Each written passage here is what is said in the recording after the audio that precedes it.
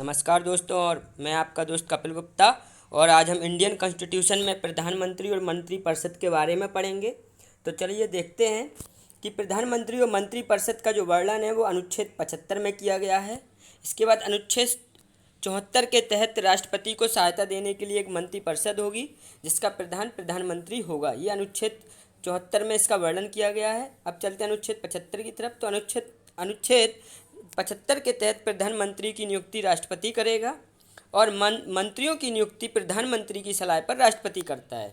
Okay दोस्तों, इसके बाद आगे चलते हैं कि राष्ट्रपति ही होता है जो मंत्रियों को पद ग्रहण करने से पूर्व शपथ दिलाता है। इसके बाद सामान्यतः लोकसभा के बहुमत दल का नेता भी प्रधानमंत्री होता है। जो लोकसभा के बहुमत दल का नेता होता है वो कौन होता है? प्रधानमंत्री होता है। आगे चलते हैं। इसके बाद है 91वें संविधान संशोधन द्वारा केंद्र व राज्य सरकारों की मंत्रिपरिषद का आकार निर्धारित कर दिया गया है और 2003 में जो निम्न सदन की संख्या के 15% से अधिक नहीं होना चाहिए। ठीक है, ये 2003 में किया गया था। यदि कोई व्यक्ति मंत्रिपरिषद का सदस्य नहीं है तो उसे 6 माह के अंदर किसी भी सदन की सदस्यता ग्रहण करनी होगी। ओके दोस्तों, इसके बाद देखा जाता है कि मंत्रिपरिषद जो होती है वो 3 प्रकार की होती है। वो 3 कौन कौन सी होती हैं, चलिए देखते हैं।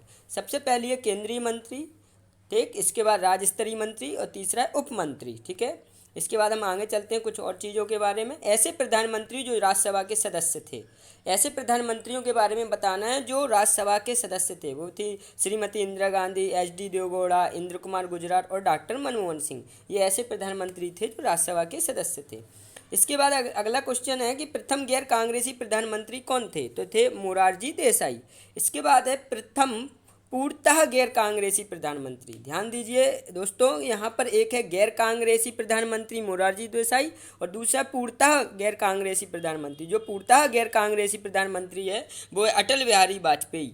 इसके बाद आगे चलते हैं। सबसे कम कार्यकाल वाले प्रधानमंत्री कौन थे? तो सबसे कम कार्यकाल वाले प्रधानमंत्री थे अटल बिहारी वाजपेयी, जिनका कार्यकाल था ओनली 13 दिन का।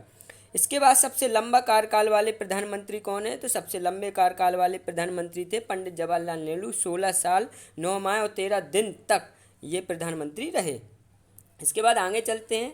ऐसे प्रधानमंत्री जो लोकसभा का चुनाव हारे थे वो हैं इंदिरा गांधी।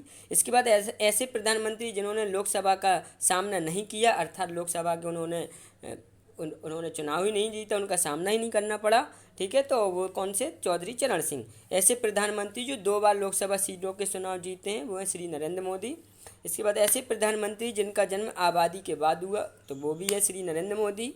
इसके बाद करते हैं ऐसे प्रधानमंत्री जिनकी कार्यकाल के दौरान मृत्यु हो गई। तो हमें ऐसे प्रधानमंत्रियों के बारे में बताना है जो कार्यकाल के दौरान जिनकी मृत्यु हो गई। वो है पंडित जवाहरलाल नेहरू, इंदिरा गांधी, लाल बहादुर शास्त्री। तो लाल बहादुर शास्त्री की जो मृत्यु हुई थी वो भारत से बाहर ताशकंद में मृत्यु हुई थी। ओके दोस्तों, तो आज हमने इतना सारा डिस्कस कर लिया है। इन सभी पॉइंटों को आप याद कर लें और अगली कुछ चीज़ें अगली वीडियो में दी जाएंगी। इसलिए अगर हमारी वीडियो अच्छी लगी तो लाइक करें, शेयर करें, सब्सक्राइब करें और प्लीज़ वीडियो को शेयर करें और बेल आइकन ज़रूर दबा दें ताकि हमारी हर वीडियो आप तक पहुंच सके। ओके दोस्तों, बाय।